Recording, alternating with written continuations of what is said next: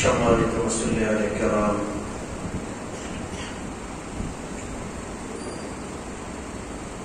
পবিত্র বদরের যুদ্ধ সম্পর্কে আলোচনা চলছিল। বদরের যুদ্ধের একেবারেই শেষ প্রান্তে আমাদের আলোচনা। যুদ্ধ শেষ হওয়ার পর যুদ্ধবন্দীদের ব্যাপারে ফায়সালা হল যে যুদ্ধবন্দীদের কাছ থেকে মুক্তিপণ নিয়ে তাদের ছেড়ে দেওয়া হবে। আমি আলোচনা করেছিলাম যুদ্ধবন্দীদের সাথে প্রিয় নবী মুহাম্মদুর রাসূলুল্লাহ সাল্লাল্লাহু আলাইহি ওয়াসাল্লামের সদাচরণ সম্পর্কে। যুদ্ধবন্দীরা পবিত্র মদিনা শরীফে মেহমান হিসাবে ছিলেন। তারা মদিনা শরীফে যে কয়েকদিন ছিলেন, এতে মুসলমানদের আখলাক, মুসলমানদের ব্যবহার, প্রিয় নবীর সাহাবীদের তাদেরকে মায়া মহব্বতের তারা যেই বিষয়টি দেখেছে, এতে তারা ইসলামের প্রতি আকৃষ্ট হয়ে গিয়েছে।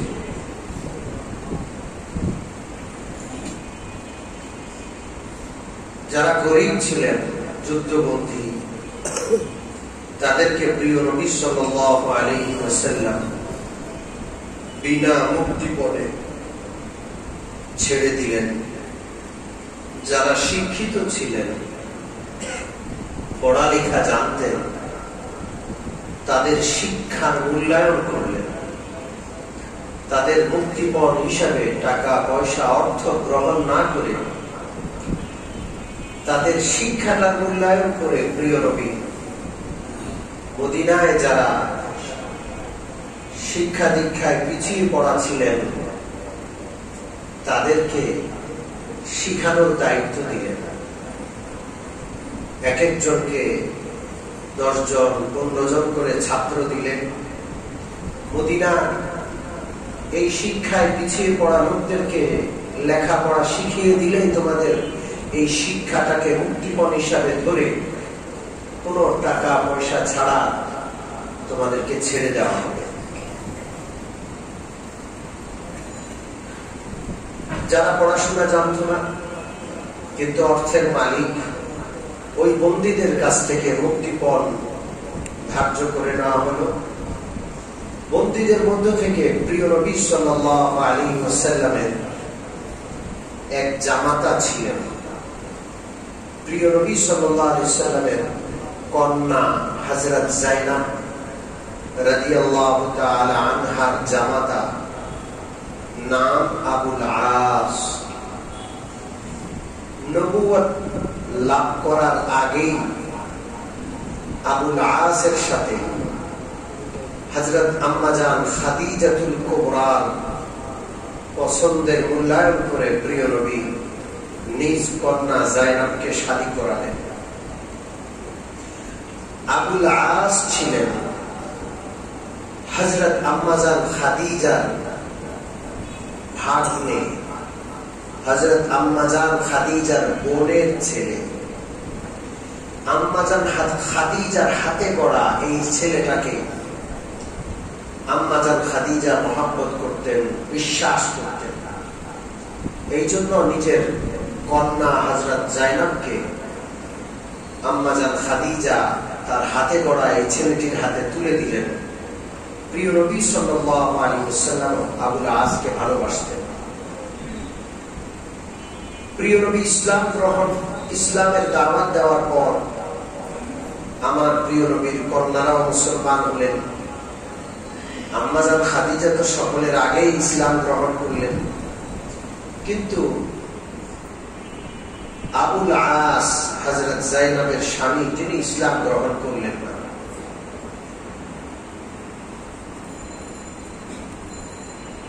প্রিয় নবী সাল্লাল্লাহু আলাইহি ওয়াসাল্লাম মদিনায় হিজরত করে চলে আসলেন। আবুল আস মক্কায় হযরত যায়েনব আবুল আসের কাছে। বদরের যুদ্ধে কাফেররা আবুল আসকে এক প্রকার জোর করে কাফেরদের পক্ষে মুসলমানদের বিপক্ষে যুদ্ধ করার জন্য বদরের ময়দানে নিয়ে আসলো। আবুল আস মুসলমানদের হাতে বন্দী হয়ে মদিনায়, প্রিয় নবীর বন্দীদের মধ্য থেকে আবুল আস একজন। এখন আবুল আস প্রিয় নবীর জামাই, তার উপরেও মুক্তিপণ ধার্য করা হলো। যায়েনব রাদিয়াল্লাহু তাআলা আনহা আবুল আসের স্ত্রী, আমার প্রিয় নবীর কন্যা, মক্কা শরীফ থেকে মুক্তিপণ হিসাবে, আবুল আসের মুক্তিপণ হিসাবে নিজের গলার হার খানা পাঠিয়ে দিলেন। এই হার সোনা স্বর্ণের খুব দামি হার ছিল। হারটি মূলত হযরত যায়েনবকে যখন স্বামীর হাতে তুলে দিচ্ছিলেন, যায়েনবের মা আম্মাজান খাদিজা নিজের গলা থেকে খুলে যায়েনবের গলায় পরিয়ে দিয়েছিলেন বিয়ের সময়। স্মৃতি বিজড়িত এই হারটা মুক্তিপণ হিসাবে যখন পেশ করা হলো, আমার প্রিয় নবীর হাতে যখন হারখানা বসলো, আম্মাজান খাদিজার কথা আমার নবীজির মনে পড়ে গেল। হারখানা দেখে আমার নবীজি চোখের পানি সংবরণ করতে পারলেন না। ঝরঝর করে আমার নবীর চোখের পানি বেয়ে পড়তে লাগলো। সাহাবারা জিজ্ঞেস করলেন, ইয়া রাসূলুল্লাহ, আপনার হাতে একখানা হার মুক্তিপণ হিসেবে আসলো, এই হারটা হাতে নিয়ে আপনি আবেগ তাড়িত হয়ে পড়লেন, চোখের পানি গড়িয়ে গড়িয়ে পড়ছে। প্রিয় নবী বললেন, এই হারখানা তোমাদের মা খাদিজা যায়েনবকে যখন স্বামীর হাতে তুলে দিচ্ছিলেন, আমি বিশ্বনবীর সামনে নিজের গলা থেকে হারখানা খুলে যায়েনবের গলায় নিজ হাতে তিনি পরিয়ে দিয়েছিলেন।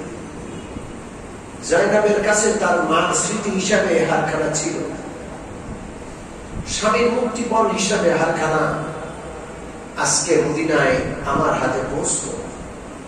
হাতে আসার সাথে সাথে খাদিজার কথা মনে পড়ল। আমার দুঃসময়ের স্ত্রী আমার খাদিজা, যখন আমার পাশে কেউ ছিল না, তখন খাদিজা সবকিছু নিয়ে আমার সাথে ছিল, আমার পাশে ছিল। কঠিন সময়গুলোতে খাদিজা আমাকে সান্ত্বনা দিয়েছে। আমার দুঃখের কষ্টের সময়টাতে সান্ত্বনা দেওয়ার জন্য খাদিজা আমাকে বুকে জড়িয়ে রাখত। সারাদিন কষ্ট আর নির্যাতন সয়ে যখন ঘরে আসতাম, খাদিজা আমাকে সান্ত্বনা দিলে আমার সব কষ্ট দুঃখ আমি নিমেষে ভুলে যেতাম। সেই খাদিজার কথা আমার মনে পড়ে গেল, এই জন্য আমি কাঁদছি। নবী রাহমাতুল লিল আলামিনের এই আবেগঘন কথাগুলো শুনে, নবীর কান্না দেখে এমন কোন পাষাণ লোক ছিল না সেখানে যে কাঁদে নাই। সবার চোখের পানি। সাহাবারা আবেদন করলেন, ইয়া রাসূলুল্লাহ, আপনি যদি রাজি হন, আমরা মুক্তিপণ ছাড়া আপনার জামাতা আবুল আসকে বিনা মুক্তিপণে আমরা মুক্তি করে দিলাম। আপনি আপনার এই হারখানা, আম্মাজান খাদিজার স্মৃতি মাখা এই হারখানা আপনি হযরত যায়েনবের কাছে ফেরত পাঠিয়ে দেন। প্রিয় নবী সাল্লাল্লাহু আলাইহি ওয়াসাল্লাম অত্যন্ত খুশি হলেন এবং হারখানা আবুল আসকে ফিরিয়ে দিলেন, যায়েনবের কাছে পাঠিয়ে দিলেন।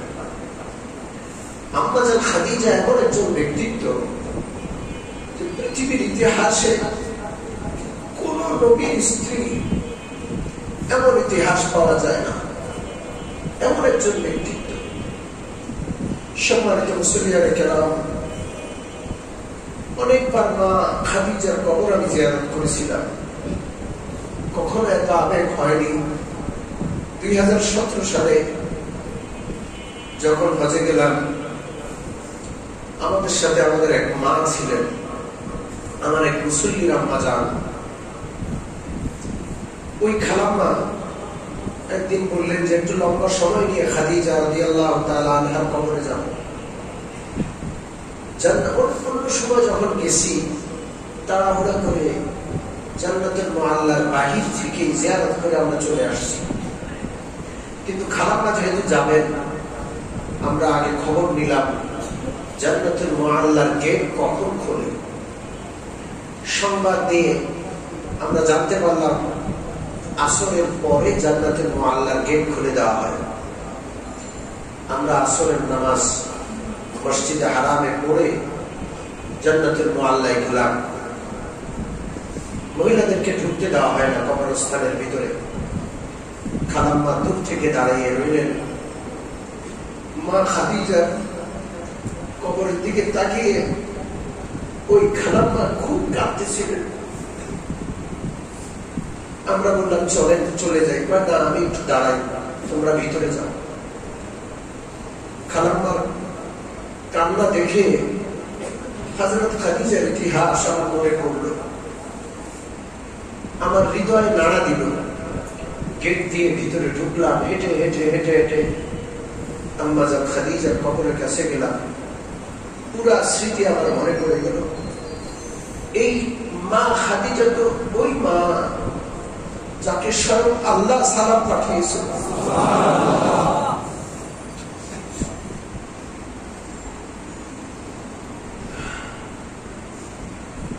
গারে সোর, গারে হেরা, দুইটা পর্বত আছে।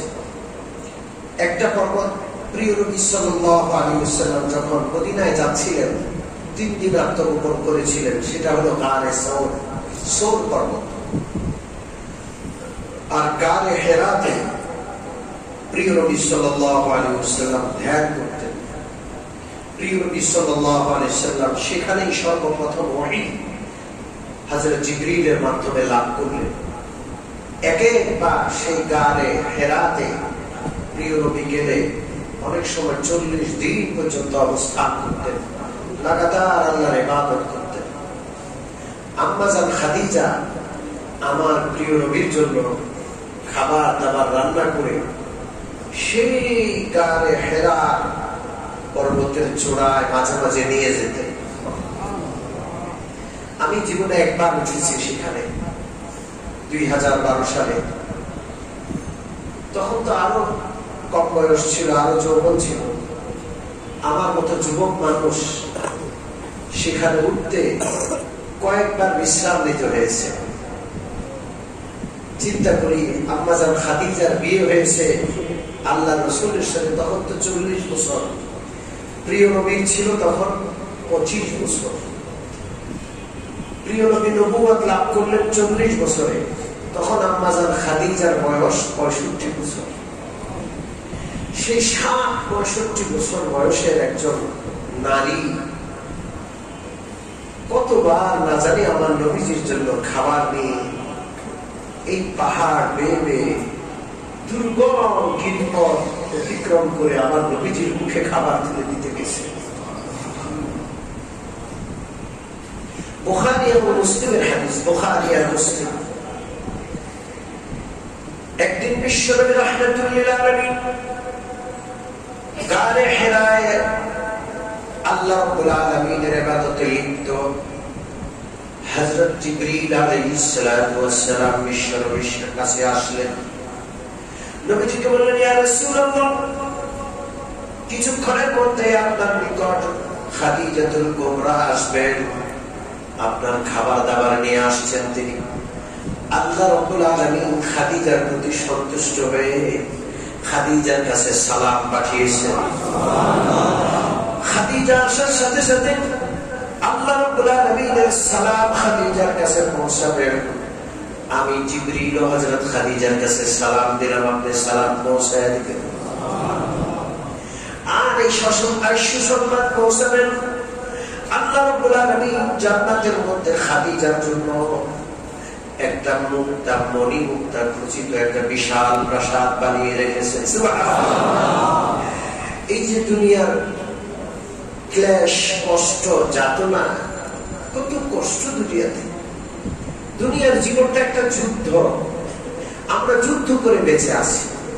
সত্যি সত্যি রিজিক এর যুদ্ধ, বেঁচে থাকার যুদ্ধ, কত রকমের যুদ্ধ এই পৃথিবীর জীবনটা।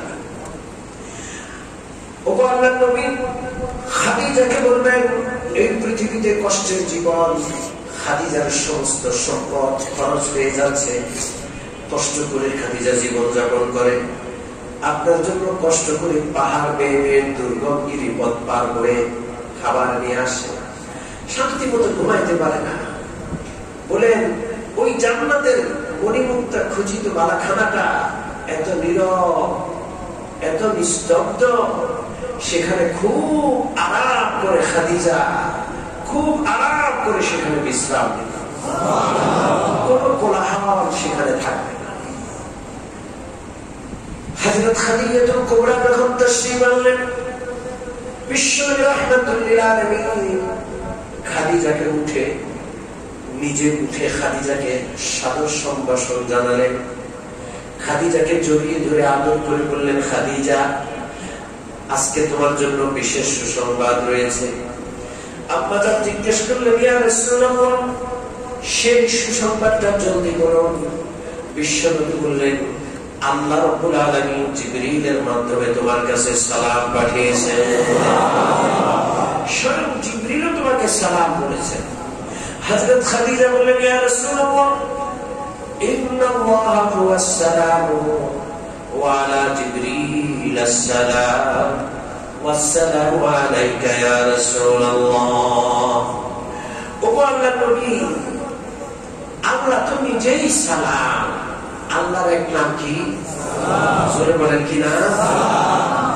আল মালিকুল কুদ্দুসুস সালামুল মুমিনুল মুহাইমিনুল আজিজুল জাব্বারুল মুতাকাব্বির। আল্লাহর এক নাম সালাম। আল মালিকুল কুদ্দুসুস সালাম, আল্লাহর নাম কি? সালাম। তো আল্লাহ তো নিজেই সালাম। জিবরিল আলাইহিস সালামের জন্য আমি খাদিজার পক্ষ থেকে সালাম, এবং ইয়া রাসূলুল্লাহ, আপনার প্রতি আল্লাহর সালাম, আল্লাহর শান্তি, আল্লাহর রহমত, আল্লাহর বরকত অবতীর্ণ হোক। আল্লাহু আকবার।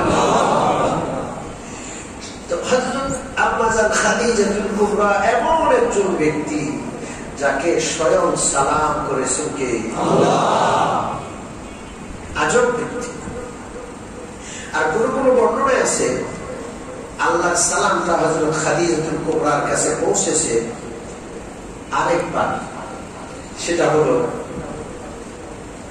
যখন মক্কার লোকেরা প্রিয় নবী সাল্লাল্লাহু আলাইহি ওয়াসাল্লাম সহ মুসলমানদেরকে এবং প্রিয় নবীর বংশের যে সকল লোকেরা মুসলমান না হলেও প্রিয় নবীকে সহযোগিতা করত, তাদেরকে বয়কট করত, তাদের উপর অবরোধ আরোপ করত, অর্থনৈতিক অবরোধ। আজকে যে ইরাকের উপর অবরোধ, ইরানের উপর অবরোধ, মুসলিম রাষ্ট্রগুলোতে অবরোধ আরোপ করে আমেরিকা সহ পৃথিবীর পরাশক্তিগুলো, এই অবরোধ আরোপ নতুন কোনো বিষয় নয়। বিশ্বনবীর যুগেও অবরোধ আরোপ করা হয়েছিল, ঠিক কিনা?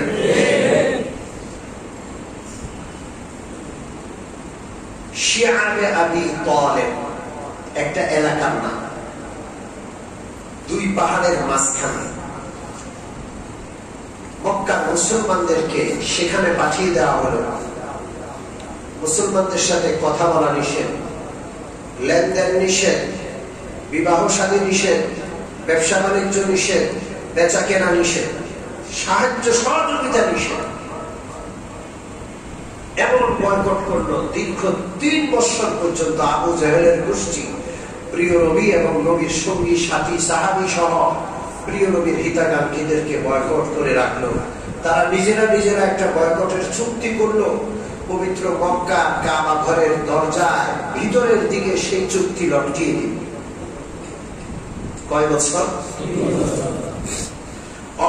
অনটন চূড়ান্ত পর্যায়ে পৌঁছে, খাবার নাই, দাবার নাই। আহা, রাতের বেলায় বয়স্ক নারী পুরুষরা না খেয়ে ক্ষুধায় ঘুমিয়ে পড়তো, বাচ্চাদের ঘুম আসতো না, ক্ষুধায় চিৎকার করে কান্নাকাটি করতো, খাবারের ব্যবস্থা নাই। আমার নবী রাহমাতুল লিল আলামিনের কন্যা ফাতেমা সহ ছোট ছোট বাচ্চাগুলো কান্নাকাটি করতো খাবারের অভাবে, খাবারের কোনো ব্যবস্থা নাই। একদিন বিশ্বনবী রাহমাতুল লিল আলামিন আম্মা জান খাদিজার কোলে শুয়ে আছে। আম্মা জান খাদিজা নবীজিকে সান্ত্বনা দিতেন। ও মুমিন মুসলমান, যে কোনো মুসিবতে স্ত্রী যদি স্বামীর পাশে থাকে, এটা এত বড় একটা শক্তি। স্ত্রী যদি স্বামীর পাশে থাকে, যত বড় মুসিবত হোক, স্বামী সেই মুসিবত কাটিয়ে উঠতে পারে। আল্লাহর রহমত তখন হয়। কথা ঠিক ঠিক না? আমাদের মা বোনরা বিষয়টা বুঝে না, এই জন্য দুঃখে কষ্টে মুসিবতে স্বামীকে সঙ্গ না দিয়ে বরং স্বামীর কাটা ঘায়ে আরো নুন দেয়, মরিচ দেয়। ঠিক ঠিক না? অথচ স্ত্রীরা এমন হওয়ার কথা ছিল না। স্ত্রীকে তো অর্ধাঙ্গানী বলা হয়, স্ত্রীকে তো সহধর্মিণী বলা হয়। স্ত্রী ধর্মের ক্ষেত্রে স্ত্রী স্বামীকে সহযোগিতা করবে, স্ত্রী যেন স্বামীর একটা অঙ্গ। আপনার যদি মাথা চুলকায়, হাত সহযোগিতা করে। মাথা চুলকানির সমস্যা সমাধান করতে পারে না, হাত দূর থেকে গিয়ে সেই জায়গাটা চুলকিয়ে মাথাকে সান্ত্বনা দেয়, মাথার সমস্যার সমাধান করে। ঠিক কিনা? এইভাবে একটা অঙ্গ আরেকটা অঙ্গের সাথে মিলে আসে, এক অঙ্গের সমস্যা আরেক অঙ্গ দ্বারা পূর্ণ করা হয়, সমাধান করা হয়। ঠিক স্ত্রী আমাদের অঙ্গের মতোই। আমাদের কোন সমস্যা আমাদের স্ত্রীদের সমস্যা মনে করে স্ত্রীরা আমাদের সান্ত্বনা দিবে, স্ত্রীরা আমাদের পাশে দাঁড়িয়ে সেই সমস্যার মোকাবেলা করবে। এই জন্যই স্ত্রী আমাদের স্ত্রী, এই জন্যই পরিবার আল্লাহ দান করেছে। কথা ঠিক কিনা? আমাদের মা বোনরা বুঝে না। এই জন্য স্বামীর কোন সমস্যা হলে মা বোনরা বরং উল্টা স্বামীর সমস্যাকে আরো বাড়িয়ে তোলে, স্বামীর পেরেশানিকে আরো বড় পেরেশানিতে রূপান্তরিত করে। আল্লাহ যেন আমাদের মা বোনদেরকে বুঝার তৌফিক দান করেন। জোরে বলেন আমিন।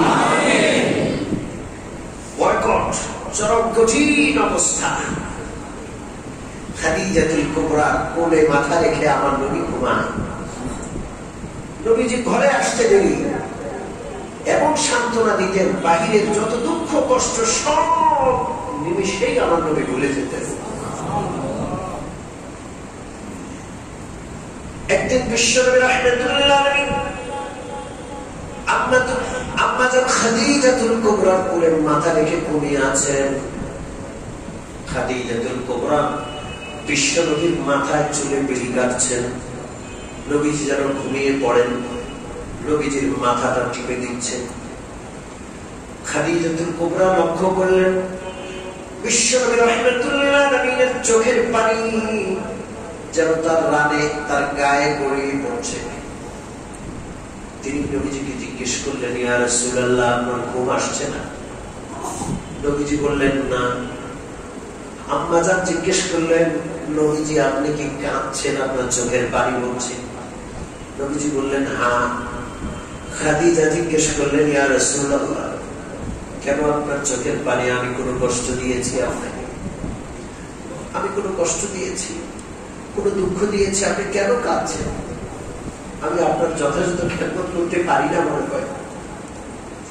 নবীজি বললেন, খাদিজা, তোমার জন্য আমি কাঁদি।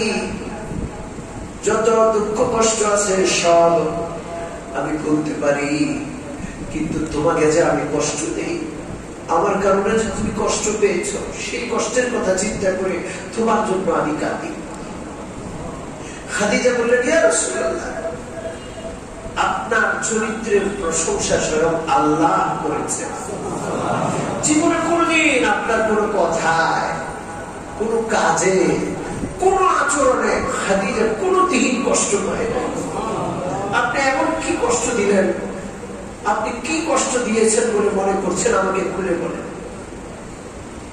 নবী রাহমাতুল্লাহ আলাইহি বলেন, খাদিজা, সর্বপ্রথম যখন তোমার সাথে আমার বিয়ে হয় তখন মক্কার সবচেয়ে ধনাঢ্য মহিলা ছিলেন তুমি। লক্ষ লক্ষ দিরহামের ব্যবসা তোমার। আমি বিশ্বনবীর সাথে বিবাহ বন্ধনে আবদ্ধ হওয়ার পর সেই ধনী ধনাঢ্য মহিলা খাদিজা নিজের সম্পদ ব্যয় করতে করতে আজকে হাত খালি হয়ে গেছে। খাদিজার ছোট্ট ছোট্ট বাচ্চারা অভাবে পড়ে খানার জন্য, খাবারের জন্য, এক মুঠো খাবারের জন্য কাঁদে। খাদিজা, আমি তুমি মার বাবা, আমরা না খেয়ে ক্ষুধার কষ্ট নিজেরা করতে পারি, সন্তানদের কষ্ট, সন্তানদের না খেয়ে ক্ষুধার কষ্ট, এটা আমরা সইতে পারি না। তোমার কষ্ট হয় সন্তানদের ক্ষুধা দেখে, কষ্ট দেখে। এই কষ্টের কারণে আমিও কষ্ট পাচ্ছি যে আরে খাদিজার তো কত সম্পদ ছিল, খাদিজার তো কোনো অভাব ছিল না। আমি বিশ্বনবীর সাথে বিয়ে বন্ধনে আবদ্ধ হওয়ার পর সম্পদ খরচ করতে করতে বিলাতে বিলাতে সব শেষ হয়ে খাদিজা এখন গরিব হয়ে গেছে। আল্লাহ নবী রাহমাতুল্লাহ আলাইহি কথাগুলো বলছেন আর কাঁদছেন। খাদিজাতুল কুবরা চোখের পানি ধরে রাখতে পারলেন না, তিনিও কাঁদছেন আর বলছেন, ইয়া রাসূলুল্লাহ, আমার মা বাবা আপনার উপর কুরবান হোক, আমার সমস্ত সম্পদ আপনার জন্য কুরবান, আমার সম্পদ নষ্ট হয় নাই, আমি সব সম্পদ আপনার পিছনে খরচ করলাম, আমার সম্পদ ধন্য হয়ে গেছে। আল্লাহ, আপনি চোখের পানি মুছে ফেলুন, আমি খুব সুখী, আমার মতো ভাগ্যবতী পৃথিবীর কোন নারী হয় না। আল্লাহ, আমার প্রিয় নবীর চোখের পানি মুছে দিলেন। খাদিজা মনোবল দিলেন, ইয়া রাসূলুল্লাহ, আমার সব সম্পদ কাজে লেগে গেছে, আমার জীবন ধন্য, আপনি একটু চোখের পানি ফেলবেন না, আপনি কোনো কষ্ট পাবেন না। আল্লাহ রাব্বুল আলামিন খুশি হয়ে গেলেন, জিবরাইলকে পাঠালেন, যাও খাদিজাতুল কুবরার কাছে আমার সালাম বলো, আর বলো আমি আল্লাহ রাব্বুল আলামিন খাদিজার জন্য আজকের এই সুন্দর করে আমার নবীকে সান্ত্বনা দেওয়ার কারণে জান্নাতে বিশাল বড় একটা অভিনব বালাখানা তৈরি করে রেখেছি। এই হইলেন আম্মাজান খাদিজাতুল কুবরা, যার গলার হারখানা দেখে আমার নবী অঝরে কাঁদলেন। আমার নবীর কাঁদন দেখে সাহাবায়ে কেরামও কাঁদলেন। খাদিজাতুল কুবরা কি জিনিস? আমি বলছিলাম, আমার সেই হজের সাথী খালাম্মা ঘন্টা ঘন্টা দাঁড়িয়ে সেখানে আসরের নামাজ হয় অনেক আগে, মক্কা শরীফে আসরের নামাজ হয় একটু আগে। সে আসরের নামাজের পর থেকে দীর্ঘ 2 ঘন্টা পর্যন্ত খাদিজাতুল কুবরা কবরের দিকে তাকিয়ে তাকিয়ে তিনি কাঁদছেন। আমি চিন্তা করলাম, আহারে, এই মা খাদিজাতুল কুবরাকে কত ভালোবাসে। তিনি বলছিলেন যে জীবনের শুরু থেকে, ছোট্ট কাল থেকে এই খাদিজাতুল কুবরার কিচ্ছা, কাহিনী, ঘটনা শুনে শুনে বড় হয়েছে। আজকে আল্লাহ তৌফিক দিয়েছে খাদিজাতুল কুবরার কবরখানা দেখা, এই জন্য যেতে মন চাচ্ছে না, মনে হচ্ছে যেন আমি খাদিজার কাছে এসে গেছি। প্রিয় নবী রাহমাতুল্লিল আলামিন আম্মাজান খাদিজাতুল কুবরার কথা স্মরণ করে কাঁদছিলেন। সাহাবায়ে কেরাম বললেন, ইয়া রাসূলুল্লাহ, আপনি আবুল আসকে হারখানা ফিরিয়ে দেন, আমরা বিনা মুক্তিপণে আবুল আসকে ছেড়ে দিলাম। সকল সাহাবারা যখন বিষয়টাতে ঐকমত পোষণ করলেন, প্রিয় নবী হারখানা আবুল আসকে ফেরত দিলেন আর বললেন, আবুল আস, মক্কা শরীফে গিয়ে আমার কন্যা জয়নাবকে অতি দ্রুত সময়ের মধ্যে মদিনায় পাঠিয়ে দিলাম। প্রিয় নবী সাল্লাল্লাহু আলাইহি ওয়াসাল্লামের জামাই আবুল আস অত্যন্ত ভদ্র ছিলেন। প্রিয় নবীর শর্তখানা তিনি মেনে নিলেন। কত ভদ্র ছিলেন তার বিষয়টাও বলা দরকার। প্রিয় নবী যখন দ্বীনের দাওয়াত দেওয়া শুরু করলেন মক্কায়, প্রিয় নবীর তখন এক কন্যার বিয়ে হয়েছিল আবু লাহাবের ছেলে উতাইবার সাথে, আরেক কন্যার বিয়ে হয়েছিল এই আবুল আসের সাথে। নবীজির ইসলাম প্রচারের বিষয়টি আবুল আহাবের সহ্য হইত না, বরদাস্ত হইত না। আবুল আহাব প্রিয় নবীর সাথে বহু বেয়াদবি করেছে। আল্লাহ রাসূল সাল্লাল্লাহু আলাইহি ওয়াসাল্লামকে সে বদদুয়া দিত, তাব্বান লাকা, তুমি ধ্বংস হও। নবীজিকে সে বলতো তুমি ধ্বংস হও। নবীজি বলতেন যে তোমাকে আল্লাহর আযাব গ্রেফতার করবে। তখন আবুল আহাব বলতো, আযাব টাযাব আমি বিশ্বাস করি না, যদি আযাব আসেও আমার সন্তানাদি আছে, আমার সম্পদ আছে, যা লাগে তা আমি ব্যয় করব, সন্তানরা আযাব থেকে আমাকে রক্ষা করবে, আমার সন্তান আমার সম্পদগুলো আমি আযাব দূর করার জন্য খরচ করে দিই। এই দুইটা কথা, এক নম্বর নবীজির জন্য সে বদদুয়া করত, দুই নম্বর সে দাবি করত তার সন্তান তার সম্পদের মাধ্যমে আল্লাহর আযাবকে সে প্রতিহত করবে।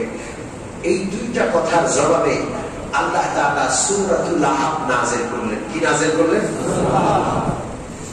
তাব্বাত ইয়াদা আবি লাহাবিন ওয়া তাব মা আগনা আনহু মালুহু ওয়া মা কাসাব সায়াসলা নারান যাতা লাহাব। আল্লাহ রাব্বুল আলামিন বলেন, মুহাম্মদুর রাসূলুল্লাহ ধ্বংস হবে না, তাব্বাত ইয়াদা আবি লাহাব, বরং আবু লাহাব ধ্বংস হবে। কে বলছেন? আল্লাহ। দুইবার বললেন তাব্বাত ইয়াদা আবি লাহাব ওয়া তাব, আবু লাহাব ধ্বংস হবে, আবু লাহাবই ধ্বংস হবে। কে বলছেন? আল্লাহ। আবু লাহাব বলেছিল, আল্লাহর আযাব যদি এসে যায়, তার সন্তানাদি রয়েছে, তার অর্থ সম্পদ রয়েছে, ওগুলো দিয়ে আল্লাহর আযাবকে প্রতিহত করবে। আল্লাহ রাব্বুল আলামিন জবাব দিলেন, মা আগনা আনহু মালুহু ওয়া মা কাসাব, তার সন্তানাদি, তার যত সহায় সম্পদ রয়েছে, এগুলো আল্লাহর আযাব থেকে তাকে বাঁচাতে পারবে না। কে বলছেন? আল্লাহ। কোনোভাবে সে আল্লাহর আযাব থেকে বাঁচতে পারবে না, তার সন্তান কোনো কাজে আসবে না, তার সম্পদ কোনো কাজে আসবে না। তার কথার জবাব দিচ্ছেন কে? আল্লাহ।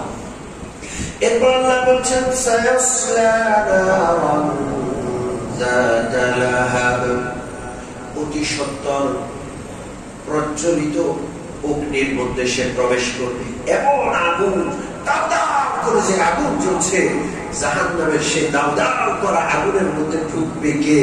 আবু লাহাব। কে বলছেন? আল্লাহ। আবু লাহাবের বোন নাম ছিল উম্মে জামিল। বড় বেয়াদব। নবীজি রাতের বেলায় মসজিদে যেতেন যে পথ দিয়ে, ওই দুষ্ট মহিলা আমার নবীর পথে কাঁটা ফেলত।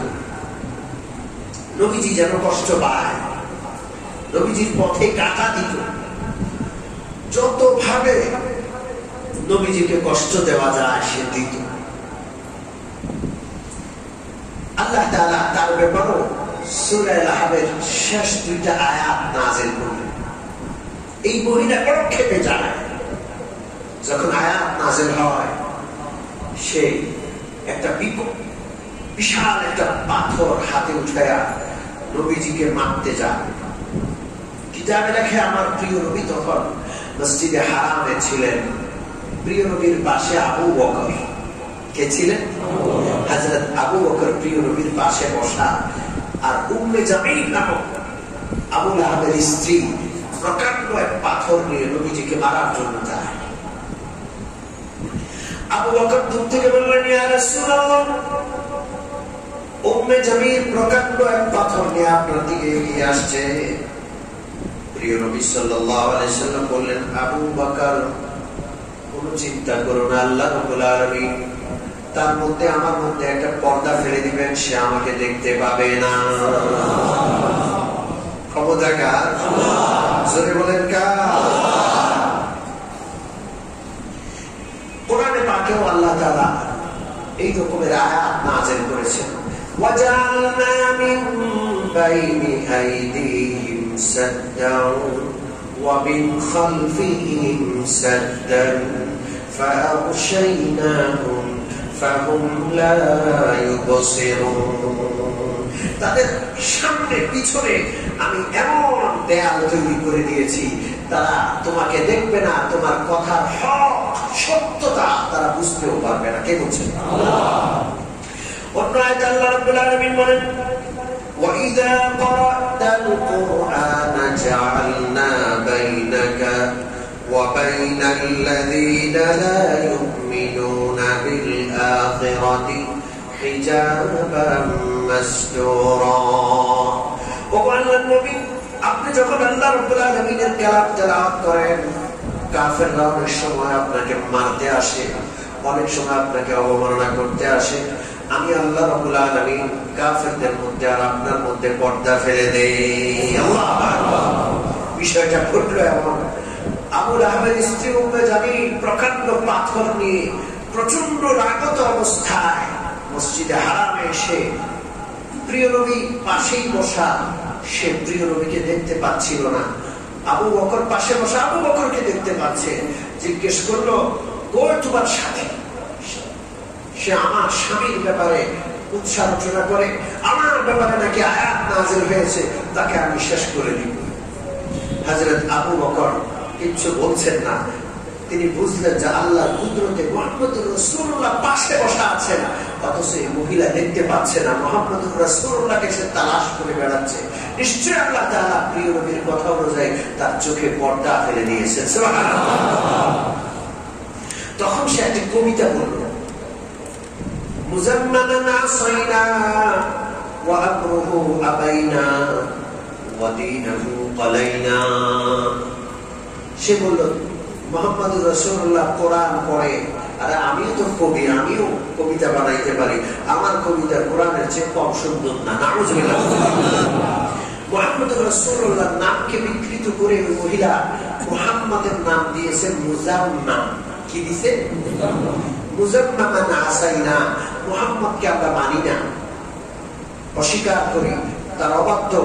ওয়া আমরুহু আবাইনা, তার কোন নির্দেশকে আমরা স্বীকার করি না। ওয়া দীনুহু ক্বালাইনা, তার আমিত ধর্মের বিরোধিতা করি। নাউযুবিল্লাহ। প্রকাশ্যে নবীজিকে মুজাম্মাম বলছে। মুহাম্মদ মানে প্রশংসিত ব্যক্তি, মুজাম্মাম মানে খারাপ খারাপ ব্যক্তি। মুজাম্মাম মানে কি? হ্যাঁ, খারাপ ব্যক্তি। মুহাম্মদুর রাসূলুল্লাহ সাল্লাল্লাহু আলাইহি ওয়াসাল্লামের নামকে বিকৃত করে মুজাম্মাম বলে। কি বলে? জোরে বলেন কি? কত বড় দুষ্ট! মুহাম্মদুর রাসূলুল্লাহ সাল্লাল্লাহু আলাইহি ওয়াসাল্লাম বড় কষ্ট পেতেন। এই নামগুলো বিকৃত করে নবীজিকে মুজাম্মাম বলতো, খারাপ বলতো। মুহাম্মদুর রাসূলুল্লাহ বলতেন, আল্লাহর শপথ, তোমরা আমাকে যতই নাম বিকৃত করে বলো, আমার আল্লাহ তো আমার নাম রেখেছেন মুহাম্মদ। সারা পৃথিবী বেশি আমার প্রশংসা করবে, সবার মুখে মুখে আল্লাহ সত্যি আমার নাম অনুযায়ী আমার প্রশংসা চালু করে দিতেন। সুবহানাল্লাহ। এই আবু লাহাব আর আবু লাহাবের স্ত্রী মক্কায় প্রিয় নবীর ইসলামের দাওয়াত দেওয়ার পর যখন তারা বিরোধিতা করলো আর তাদের ব্যাপারে সূরা লাহাব নাযিল হলো, তাদের একটা ছেলে ছিল, নাম উতাইবা।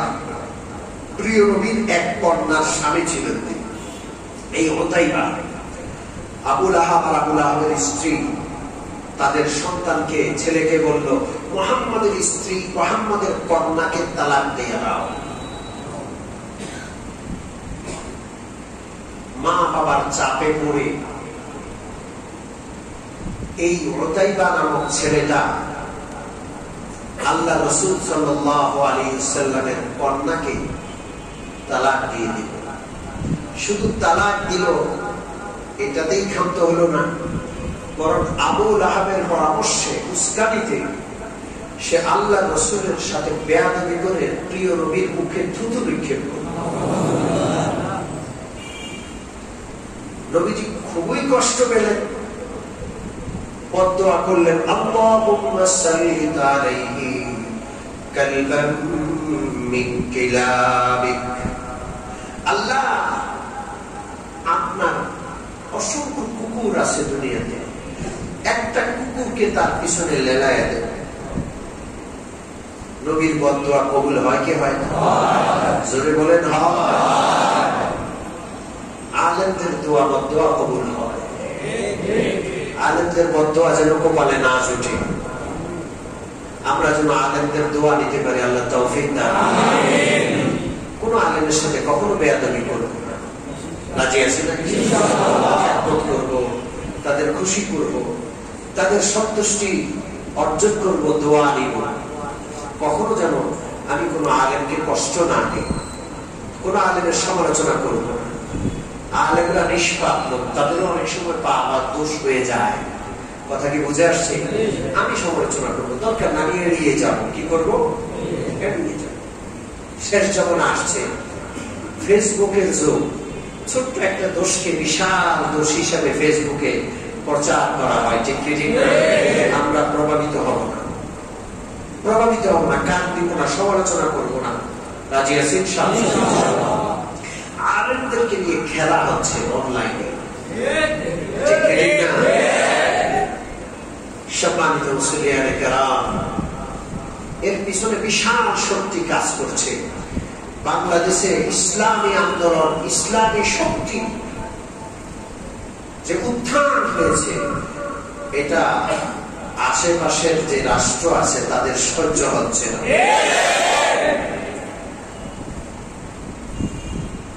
এই জন্য কোটি কোটি টাকা এর পিছনে খরচ করে ইসলামী শক্তির উত্থানকে কিভাবে ঠেকানো যায়, ইসলামী শক্তিকে কিভাবে দমানো যায়, এই ইসলামী শক্তিকে কিভাবে যে কোনো চক্রান্ত করে, যে কোনো বিষয় চাপিয়ে দিয়ে এটাকে কিভাবে খান খান করা যায়, ভাগ করা যায়, এরা এই ফন্দি ফিকির করে বেড়াচ্ছে। ঠিক আছে?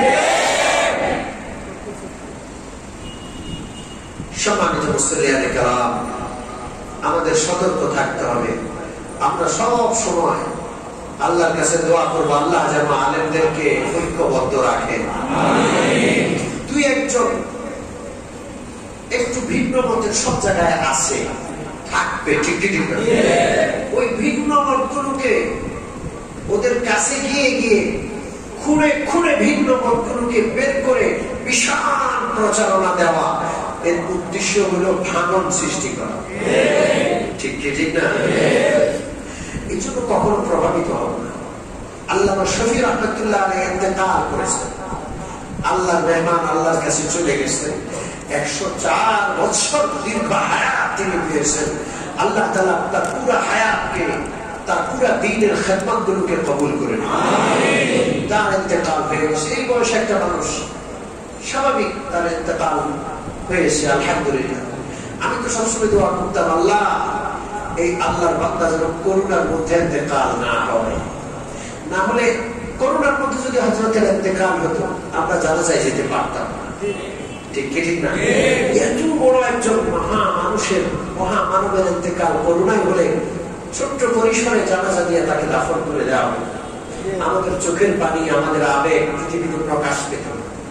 ঠিক কি ঠিক না? আল্লাহ তাআলা হযরতকে সম্মানের ইন্তেকাল নসিব করেছেন, ইজ্জতের মওত, ঈমানি মওত দান করেছেন। আলহামদুলিল্লাহ। মানুষ যে তাকে, এই আল্লাহ ওয়ালাকে নিঃস্বার্থ ভালোবাসা, কি বলেন, আমাদের সাথে তার লেনদেন আছে? টাকা পয়সা, জমি জমা, কোন স্বার্থ, ব্যবসা বাণিজ্য, শুধু আল্লাহর জন্য ভালোবাসা। এই দেশের মুসলমানদের অন্তরে একজন আলেমের কত গভীর ভালোবাসা। আজকে এক ভাই বলছেন, এমন এমন লোক হযরতের জানাজায় গেছে যারা সারা মাসে 5-6 হাজার টাকা ইনকাম করে, কিন্তু হযরতের জানাজায় 2000 টাকা 3000 টাকা খরচ করে গেছে। কি মনে করেন আপনি? এই হযরতের ইন্তেকালকে কেন্দ্র করে মিডিয়া, কিছু কুচক্রী মিডিয়া আছে, হলুদ মিডিয়া, এগুলো কোমর বেঁধে মাঠে নামছে যেন হযরতের ইন্তেকালের পর ইসলামপন্থী এই উলামায়ে কেরাম, এবং যেই নামে উলামায়ে কেরাম একত্রিত হয়েছিলেন, সেই হেফাজতে ইসলাম যেন খণ্ড বিখণ্ড হয়ে যায়। ঠিক আছে, আমরা যেন প্রভাবিত না হই। আমরা চোখের পানি ফেলে দোয়া করবো, আল্লাহ ভিন্ন মত দু চারটা কুচক্রী সব জায়গায় থাকে, ঠিক কি ঠিক না? আল্লাহ ওদের চক্রান্তকে নস্যাৎ করে আলেমদের এই বিশাল ঐক্যের প্ল্যাটফর্মকে আপনি এক রাখেন। আল্লাহ আপনি এদেরকে হেফাজত করেন। কারণ সারা বিশ্ব দেখেছে আল্লাহর মেহেরবানিতে বাংলাদেশে ইসলামী এই উত্থান এটা বিশাল প্রভাব ফেলেছে, এবং উলামায়ে কেরামের এই ঐক্য এটাকে কেউ ফেলে দিতে পারবে না। সরকার হোক, জাতীয় পর্যায়ের হোক, আন্তর্জাতিক পর্যায়ের হোক, উলামায়ে কেরামের এই ঐক্যের প্ল্যাটফর্মকে সবার মূল্যায়ন দিতে হয়, গড়ে চলতে হয়। ঠিক আছে, এই জন্য আমরা আল্লাহর কাছে দোয়াও করব, আর এই সমস্ত অপপ্রচারে কখনো বিভ্রান্ত হব না। আল্লাহ যেন তৌফিক দান করেন। যারা অনলাইনে আসি, অনলাইন চালাই, যে সমস্ত পোস্ট দিলে দ্বীন ইসলাম ক্ষতিগ্রস্ত হবে, যে সমস্ত বিষয়গুলো শেয়ার করলে উলামায়ে কেরামের ইজ্জত নষ্ট হবে, সেগুলো আমরা পোস্ট করব না, সেগুলো শেয়ার করব না। রাজি আছি? রাজি আছি? এখানে আমি প্রসঙ্গক্রমে বলতে চাই, দুই একটা ভিডিও মাঝে এসেছে যে একটা ছোট্ট বাচ্চাকে একজন হাফেজ সাহেব স্ক্যানার শিক্ষক পিটাচ্ছে এবং নির্দয়ভাবে মারছে, শাসন করছে। শাসনের তো একটা সীমা আছে, ঠিক কি ঠিক না? ওই ব্যক্তির শাসনে সীমা লঙ্ঘন হচ্ছে। ফেসবুকে এসছে, অনলাইন মিডিয়ায় আসছে, এই একটা এই নির্দয়ভাবে শাসনের ঘটনাকে পুরা কওমি মাদ্রাসার উপর চাপিয়ে, কওমি মাদ্রাসা নির্দয়ের জায়গা, কওমি মাদ্রাসাগুলো খারাপ, এরকম পোস্ট হচ্ছে কি হচ্ছে না? জোরে বলেন। একটা বিচ্ছিন্ন ঘটনাকে পুরা কওমি জাতির উপর চাপিয়ে দেওয়া, এটা কি ইনসাফ না অন্যায়? জোরে বলেন, ইনসাফ না অন্যায়? কোন বিচ্ছিন্ন ঘটনাকে পুরা জাতির উপর চাপালে অন্যায় হয়। অবশ্যই কোন শিক্ষক যদি কোন নাবালেগ ছোট্ট বাচ্চাকে বেশি প্রহার করে, শাসনের মাত্রা সীমা লঙ্ঘন করেছে, ওই শিক্ষক অন্যায় করেছে, তার বিচার হওয়া উচিত, সাজা হওয়া উচিত। কিন্তু তাই বলে ওই একজনের বিচ্ছিন্ন বিষয়টাকে পুরা জাতির উপর চাপিয়ে দেওয়া যায় না। সম্মানিত মুসল্লিয়ানে কেরাম, এই যে বিশ্ববিদ্যালয় রয়েছে আপনাদের খুব কাছে, অন্যান্য এলাকা দিয়ে আপনি সন্ধ্যার পরে যান, ছিনতাইয়ের আশঙ্কা কম। বিশ্ববিদ্যালয়ের ভিতর দিয়ে যদি আপনি রাতের বেলায় যান, আপনার পকেটের টাকা পয়সা, দামি মোবাইল নিয়ে আপনি যেতে পারবেন না। ছিনতাই অন্যান্য জায়গার তুলনায় বিশ্ববিদ্যালয়ের এই রাস্তাগুলোতে একটু বেশি হয়। এখন এই ছিনতাই অবশ্যই বিশ্ববিদ্যালয়ের এলাকা, বিশ্ববিদ্যালয়ের কোন পক্ষে যাওয়া ছেলেরাও করতে পারে। এটা একটা বিচ্ছিন্ন ঘটনা ধরতে হয়। যদি আমি এই ঘটনাকে চাপিয়ে দিই পুরো বিশ্ববিদ্যালয়ের উপরে, সব ছাত্রগুলো চোরা টাকা, এই রকমের মন্তব্য করা, এটা কি ন্যায় হবে না অন্যায়?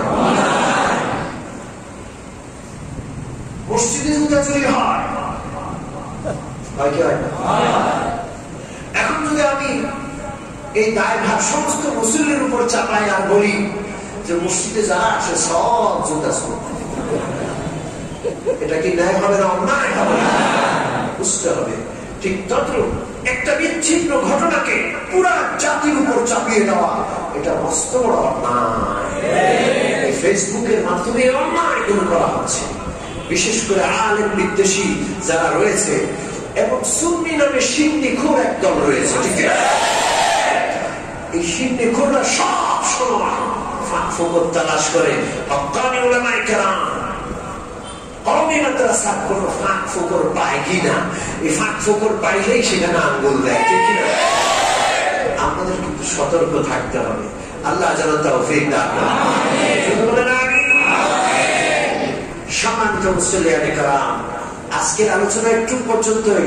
আমার মনে আছে আমি কতদূর আলোচনা করেছি, আগামী তাফসীরে বাকি আলোচনা করা হবে ইনশাআল্লাহ।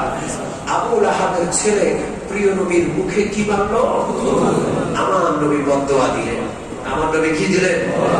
বদদোয়া দিলেন, আল্লাহ আপনার একটা কুকুরকে ওর উপর লেলিয়ে দেন। নবীর বদদোয়া কবুল হয় কি হয় না? এই বদদোয়া কিভাবে বাস্তবায়িত হলো, কি পরিণতি ঘটলো, তা আল্লাহ তৌফিক দিলে আগামী তাফসীরে সে আলোচনা হবে। আল্লাহ তাআলা যে বিষয়গুলো আলোচনা হলো আমাদের মনে রাখা, আমল করার তৌফিক দান করুন। আমিন। আখিরু দাওয়ানা আলহামদুলিল্লাহি রাব্বিল আলামিন ওয়া সাল্লাল্লাহু তাআলা আলা খায়রি খালকিহি মুহাম্মাদিন।